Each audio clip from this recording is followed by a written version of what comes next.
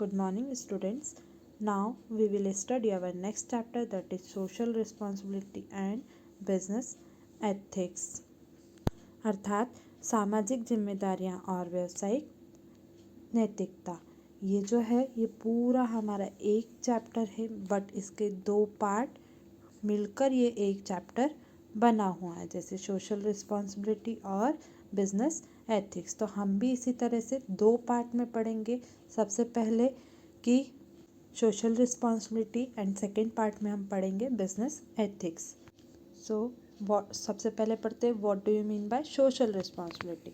So social responsibility of a business refers to its obligation to take those decisions and performance those actions which are desirable in term of the objective and value of our society.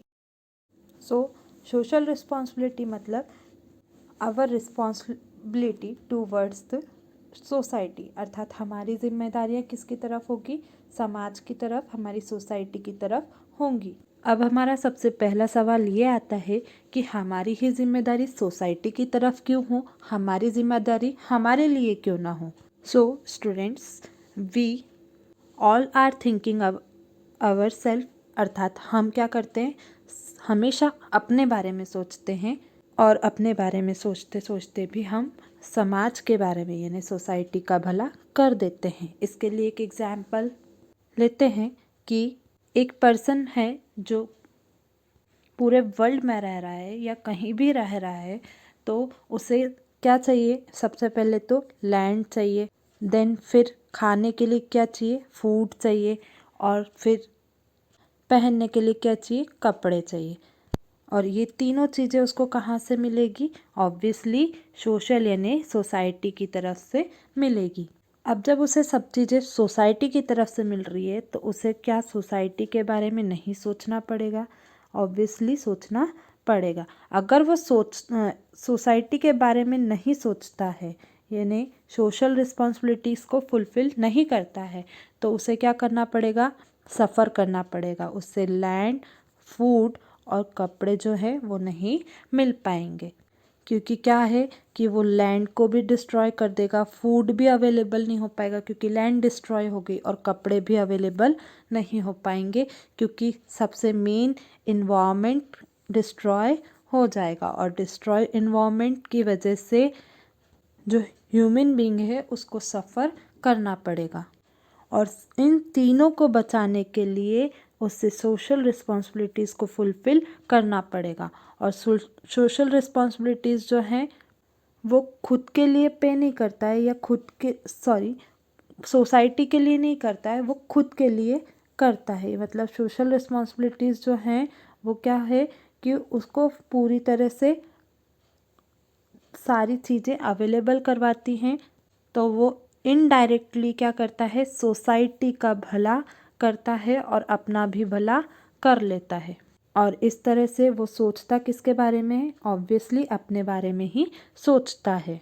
इसको भी एक example से समझ लेते हैं कि जो person है, एक पर्सन है मान लीजिए, उसने डिसाइड किया कि वो दिवाली के टाइम में क्रैकर्स क्रैक नहीं करेगा या क्रैकर्स को मतलब पटाखों को नहीं फोड़ेगा। और अब इसने ये जो नहीं फोड़ने का डिसीज़न लिया है वो किसके लिए लिया है, सेल्फ के लिए लिया है। यानी वो क्या चाहता है कि पॉल्यूशन कम हो और मुझे नुकसान कम हो।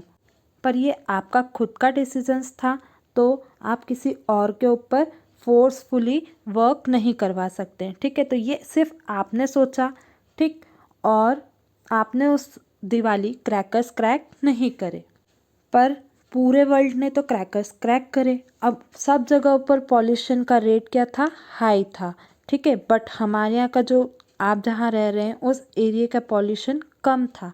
तो रीज़न क्या हुआ, क्योंकि आपने वहाँ पर क्रैकर्स कम से कम फोड़े हैं, है ना, यानी आपने फटाके कम से कम फोड़े हैं। तो इस तरह से आपने अपना तो भला किया, प्लस किसका भला किया, सोशल रिस्पॉन्सिबिलिटी फुलफिल की, यानी सोसाइटी का भी भला किया। इस तरह सोशल रिस्पॉन्सिबिलिटी क्या है, एक ऐसे ऑब्लिगेशन है, ऐसी जिम्मेदारी है जिसमें कुछ डिसीजंस लिए जाते हैं, कुछ एक्शंस परफॉर्म किए जाते हैं जो खुद के लिए भी और जो सोसाइटी है अपनी उसके लिए भी वैल्यूएबल होते हैं।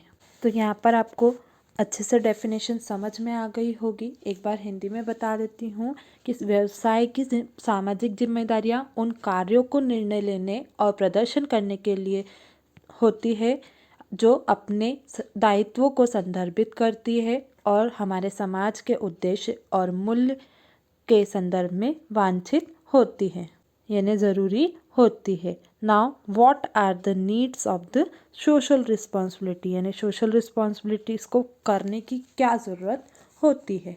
सो needs for social responsibility of business arise both because of the firm's interest of the society. There are argument both for and against social responsibilities. अर्थात सोशल रिस्पॉन्सिबिलिटीज़ जो है वो बिज़नेस के लिए ज़्यादा इम्पॉर्टेंट है, यानी बिज़नेस को जो सोशल रिस्पॉन्सिबिलिटीज़ है वो ज़्यादा फुलफ़िल करनी पड़ती हैं, क्योंकि बिज़नेस को क्या मिलता है, उससे ह्यूमन रिसोर्सेस मिल जाते हैं, एंटरप्राइजेस यानी एक ऑर्गेनाइजेशन मिलेगा जो लैंड पर मिलेगा, इसलिए उसे लैंड के रूप में एक रिसोर्सेस मिलता है। ठीक है, इस एंटरप्राइजेस को रन करने के लिए उसे चाहिए रॉ मटेरियल भी कहाँ से मिलेगा, ऑब्वियसली एक नेचुरल रिसोर्सेस के रूप में मिलेगा।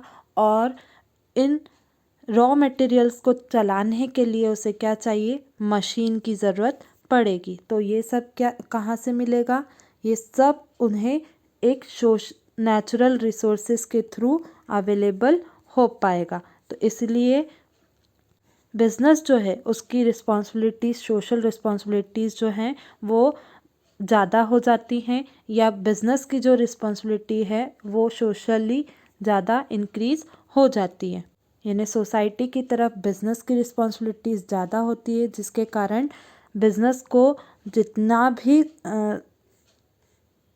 रिटर्न चाहिए या बिज़नेस को जितनी भी रिसोर्सेज चाहिए वो सब कहाँ से मिलेंगे, ऑब्वियसली सोसाइटी से मिलेंगे। इसीलिए बिज़नेस को ही सबसे ज़्यादा इसे सेफ रखने की रिस्पॉन्सिबिलिटी मिल जाती है, और इसीलिए सोशल रिस्पॉन्सिबिलिटी जो है बिज़नेस की वो ज़्यादा अराइज होती है, ज़्यादातर बढ़ जाती है, जिसके कारण क्या होता है, कई बार आर्ग्यूमेंट्स होते हैं जिसमें बिज़नेस के लिए भी होते हैं और बिज़नेस की सोशल रिस्पॉन्सिबिलिटीज़ के लिए भी होते हैं और उनके अगेंस्ट भी हो जाते हैं।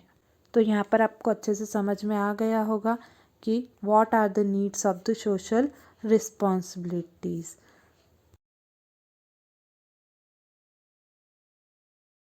Now what are the social responsibility towards different interest group. अर्थात हमारी जो रिस्पॉन्सिबिलिटीज़ हैं वह कई ग्रुप में बटी हुई है, जैसे कि responsibilities towards the share holder और ऑनर, यानी ऑनर की तरफ से क्या कौन कौन सी रिस्पॉन्सिबिलिटीज़ होंगी सोसाइटी के लिए। Next is responsibility towards the workers, अर्थात वर्कर्स की रिस्पॉन्सिबिलिटीज़ सोसाइटी के लिए कौन कौन सी होगी। Now next that is responsibility towards the consumer, अर्थात कंज्यूमर यानी हमारे कस्टमर जो हैं उनकी रिस्पॉन्सिबिलिटी सोसाइटी के लिए क्या होगी। And next that is responsibility towards the government and the community, अर्थात गवर्नमेंट या कम्युनिटी की क्या रिस्पॉन्सिबिलिटी सोसाइटी के लिए होगी। इन शॉर्ट ये लोग भी सब अपने बारे में सोचेंगे पर भला किसका कर देंगे, सोसाइटी का कर देंगे। तो रिस्पॉन्सिबिलिटीज़ भी क्या होंगी, इन सब के टू वर्ड्स भी होंगी। सो स्टार्ट करते हैं हम पहले पॉइंट से, that is responsibilities towards the different section in first point, shareholders. The primary business of a business is to stay in business to safeguard the capital of the shareholder and to provide reasonable dividend and return to its shareholder. अर्थात जो share holders हैं उनकी responsibilities क्या होंगी कि जो primary business यानी जो स्मॉल बिजनेसेस हैं उनको बिजनेस की जो वर्ल्ड है या बिजनेस का जो एरिया है, ये जो मार्केट है उसमें उन्हें स्टे रखना यानी उन्हें बनाए रखने की काम जो है वो किसका है, शेयर होल्डर का है।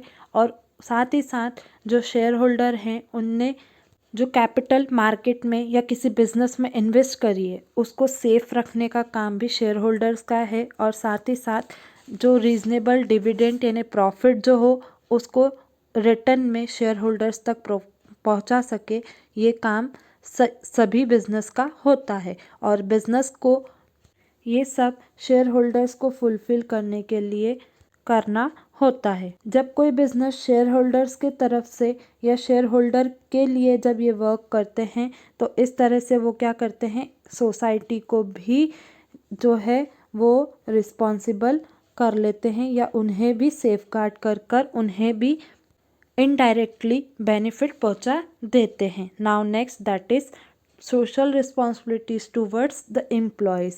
The success of an organization depends largely on the moral of the employee. Employee moral depend on employer or employee relationship. The responsibility of the organization to the workers include payment of fair work, provision of best possible working condition, establishment of fair work standards, provision of labor welfare activities, arrangement of proper training of workers, reasonable chances of promotion, proper recognition, appreciation, etc. Installment installation of an effective grievance handling system। अर्थात जो business है उसकी social responsibilities employees की तरफ से क्या क्या हो सकती हैं। तो कोई भी ऑर्गेनाइजेशन की जो सक्सेस है वो सिर्फ एम्प्लॉयज़ की मोरल पर डिपेंड करता है। अगर किसी भी एम्प्लॉय का मोरल अच्छा है, पावरफुल है, तो ऑर्गेनाइजेशन का वर्क भी पावरफुल शो होगा, यानी उसका जो वॉल्यूम है, साउंड जो है वो भी इफ़ेक्टिव हो जाएगा। और किसी भी एम्प्लॉय का मॉरल जो है वो एम्प्लॉय और एम्प्लॉयज़ जो होते हैं, एम्प्लॉयर यानी जो टॉप लेवल मैनेजमेंट होता है और एम्प्लॉयज़ यानी जो वर्कर्स होते हैं उनके रिलेशंस पर डिपेंड करता है। और जो रिस्पॉन्सिबिलिटीज़ होती हैं वो ऑर्गेनाइजेशन की वर्कर्स की तरफ वो क्या होती हैं कि उन्हें पेमेंट जो है वो टाइम पर दें और फेयर वर्क दें, मतलब जो सही है वही पेमेंट उन्हें की जाए। Best possible working condition provide की जाए, यानी जितना वर्क करवा सकते हैं हम किसी वर्कर्स से उतना ही टाइमली करवाया जाए। उन्हें बेस्ट पॉसिबल अच्छे से अच्छा इन्वायरमेंट प्रोवाइड किया जाए। साथ ही साथ उन्हें सही और स्टैंडर्ड वर्क करने का इस्टेब्लिशमेंट दिया जाए। उन्हें साथ ही साथ लेबर वेलफेयर एक्टिविटीज़, यानी किसी पर्सन को अगर लेबर की नीड रहे तो उन्हें उस एक्टिविटीज़ को करने के लिए लेबर की फैसिलिटीज़ प्रोवाइड की जाए। साथ ही साथ उन्हें प्रॉपर, यानी जो वर्कर्स वहाँ पर ऑर्गेनाइजेशन में अपॉइंट किए गए हैं उन्हें सही ट्रेनिंग का अरेंजमेंट करके दिया जाए, जिससे कि जो एम्प्लॉयज़ हैं वो ऑर्गेनाइजेशन का वर्क आसानी से सीख सकें और जो ऑर्गेनाइजेशन को एम्प्लॉय से एक्सपेक्टेशन है वो कंप्लीट हो सके।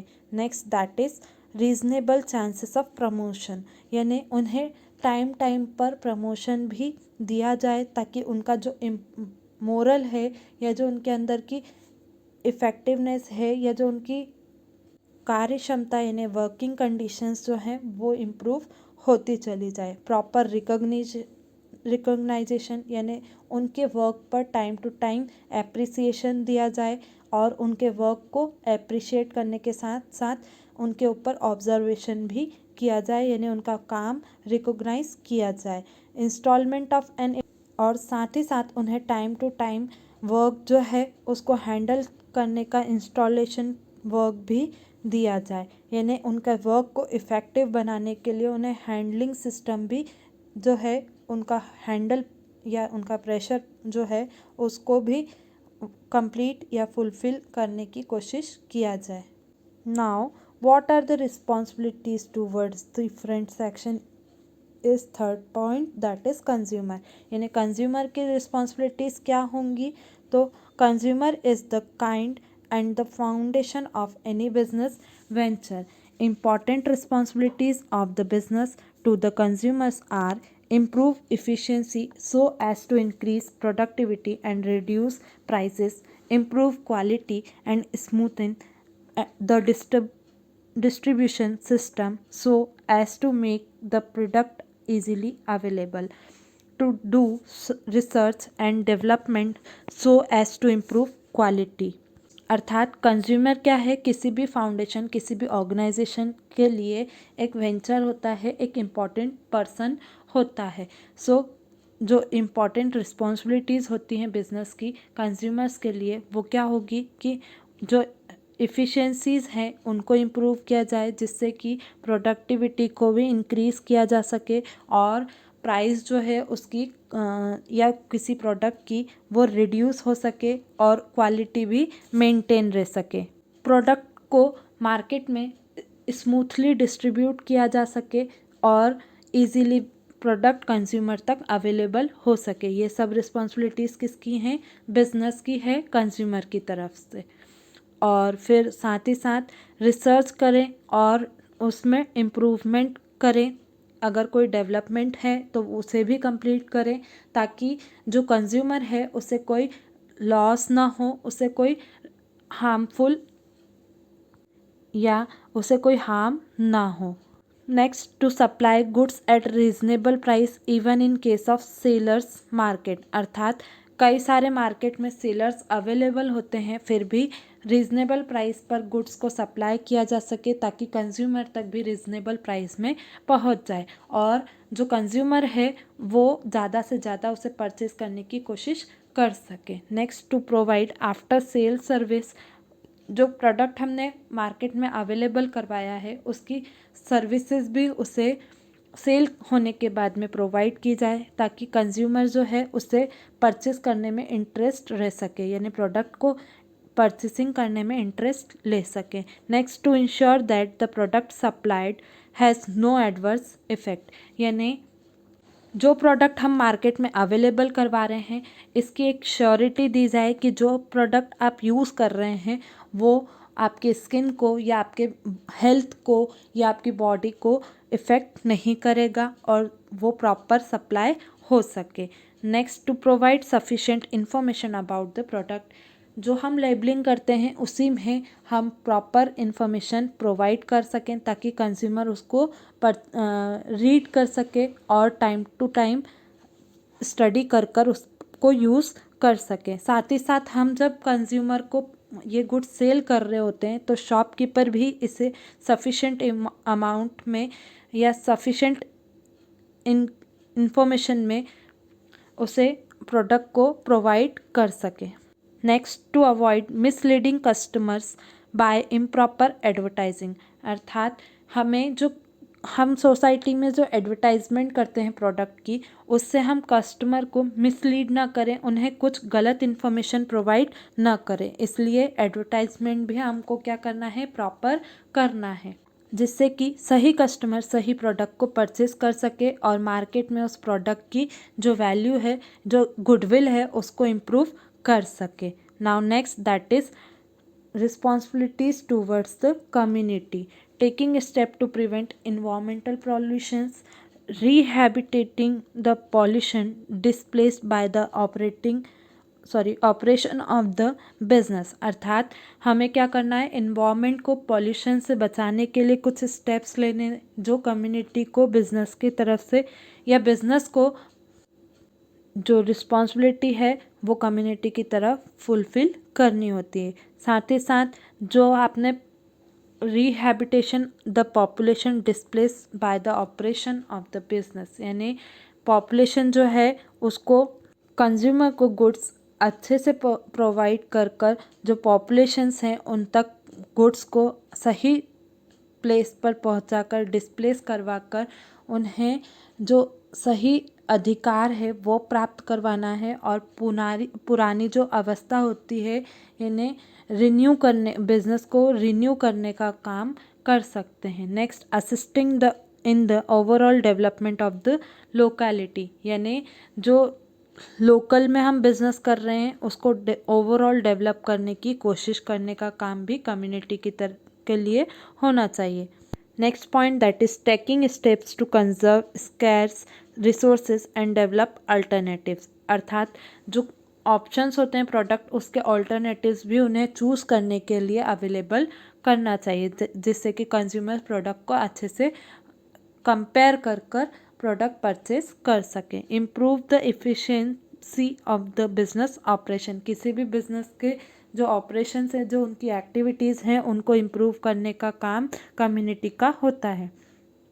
कंट्रीब्यूट टू R&D, R&D को कंट्रीब्यूट करना जिससे कि गुड्स अच्छे से अवेलेबल हो सके। डेवलपमेंट ऑफ बैकवर्ड एरिया, जो रूरल एरिया होता है यानी जो गांव के लोग होते हैं, जो पिछड़े वर्ग के लोग होते हैं, उनको डेवलप करने, उन्हें ज़्यादा से ज़्यादा फैसिलिटीज़ प्रोवाइड कर उन्हें आगे बढ़ने की कोशिश करने देने के में भी हेल्प करता है। Next, promotion of ancillary and small scale industries, यानी स्मॉल स्केल इंडस्ट्रीज़ को ज़्यादा से ज़्यादा प्रमोट करना जिससे कि जो स्मॉल स्केल इंडस्ट्रीज़ हैं उन्हें डेवलपमेंट हो सके। Contribute to welfare activities like promotion of education etcetera, अर्थात जो हम प्रोडक्ट बना रहे हैं उनकी मदद से हम किसी वेलफेयर एक्टिविटीज़ में भी इन्वॉल्व हो सकते हैं। जैसे कि हम एक एग्जाम्पल देखते ही हैं कि एक ऑयल का एडवर्टाइजमेंट होता है जिसमें कुछ परसेंट जो है वो एजुकेशन के लिए उन्हें कंट्रीब्यूट किया जाता है, तो वो क्या हुआ, एक वेलफेयर एक्टिविटीज़ के लिए कंट्रीब्यूशन हो गया। ऑयल जो भी परचेस करेगा वो पर्सन क्या करेगा, इनडायरेक्टली सोसाइटीज़ में एजुकेशन के लिए, वेलफेयर के लिए उन्हें कंट्रीब्यूट कर देगा। तो इस तरह हमने यहाँ पर social responsibility towards share holder भी पढ़ चुके, ठीक है, टूवर्ड्स वर्कर्स भी पढ़ चुके, कंज्यूमर्स भी पढ़ चुके एंड गवर्नमेंट एंड कम्युनिटीज़ के बारे में भी पढ़ चुके। सो यहाँ पर आपका ये टॉपिक कंप्लीट हुआ। Thank you.